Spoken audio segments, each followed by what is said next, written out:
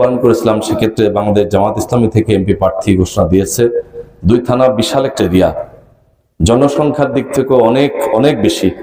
সব মিলায় বিশাল একটা মিশন নিয়ে আপনাদের কাছে আসছি। এই মিশনের জন্য আপনাদের কাছে একটু দোয়া চাই। স্বাধীনতার 53 বছরে একটি বারের জন্য একজনকে নির্বাচিত আপনারা করেছিলেন, ঠিক আছে, কিন্তু বাস্তবে উন্নয়ন কিন্তু আমরা অনেক পিছিয়ে আছি। আমরা বাগাতিপাড়ার দিকে তাকালে, লালপুরের দিকে তাকালে দেখা যাবে কথার কথা টয়লেটে যাওয়ার রাস্তাও কাঁচা, কিন্তু আমাদের গুরুত্বপূর্ণ অনেক রাস্তাই নিয়মতান্ত্রিকভাবে পাকা হওয়ার কথা ছিল, কিন্তু আসলে হয় নাই। আমরা আপনাদের কাছে একটু বিনয়ের সাথে অনুরোধ করি, কোন দলের একজন সাপোর্ট নিয়ে আসা সম্ভব, কিন্তু নির্বাচিত হওয়া সম্ভব না। আমার বাড়ি যেহেতু আপনাদের বাড়িতেই, মালিপাড়াতে, মালিপাড়া, মাঝগ্রাম, সব এমন কোনো বাড়ি নাই যেখানে আত্মীয়তা নেই। সেই ক্ষেত্রে আমি আপনাদের কাছে বিনয়ের সাথে এটুকু আরজ করি, মালিপাড়া মানে মাঝগ্রাম, মাঝগ্রাম মানে মালিপাড়া, এবং সব মিলায় আবার কেউ যে এমপি প্রার্থী হয়ে আসবে এরকমও সম্ভাবনা কম।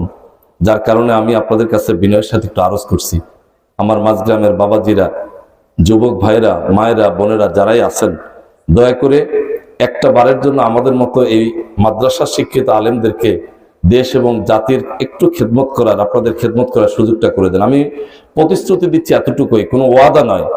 নির্বাচিত যদি আল্লাহ করেন, অবশ্যই এমনভাবে সরকারি উন্নয়ন বৈষম্যহীনভাবে করলে করা সম্ভব, যেটাতে বড়াইগ্রামের কোনো একটি কাঁচা, গুরুত্বপূর্ণ কোনো রাস্তা কাঁচা থাকবে না ইনশাল্লাহ।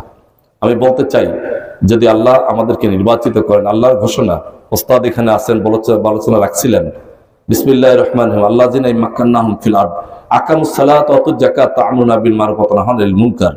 নির্বাচিত করার জন্য ওই ব্যক্তিকেই সমর্থন দেওয়া উচিত, এবং আল্লাহর পক্ষ থেকে তার উপরে নির্বাচিত ব্যক্তি প্রতিনিধি হলে দায়িত্ব হচ্ছে 4টি: নামাজ কায়েম করবে, যাকাত প্রতিষ্ঠা করবে, হজ করবে, সৎ কাজ আদেশ করবে, অসৎ কাজ নিষেধ করবে।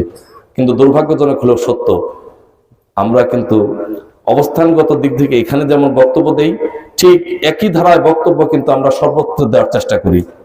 আবার এখানে বক্তব্য দিলাম কোরআন এবং হাদিস থেকে, একই ব্যক্তি যুবকদেরকে উৎসাহিত করার জন্য গানের আসরে গিয়ে নৃত্য, বিভিন্ন অপসংস্কৃতি হবে, সেখানে উদ্বোধন করবে, এটা হবে না।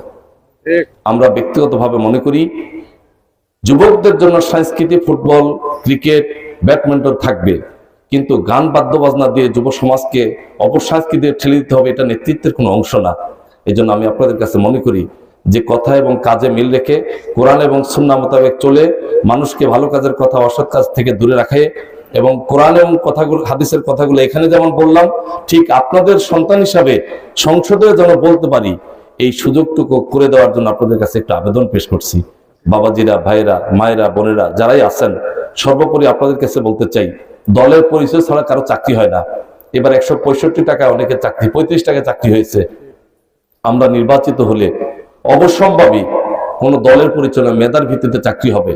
আপনারা কষ্ট করে রিক্সা, ভ্যান, কৃষক, শ্রমিক, দিনমজুর, মায়েরা ডিম বিক্রি করে সন্তানকে লেখাপড়া করান, দলের পরিচয় ছাড়া চাকরি হবে না, এটা হতে পারে না। বাংলাদেশের নাগরিক সে যেই হোক না কেন 100% মেধার ভিত্তিতে চাকরি হবে, এটাই বাস্তবতা।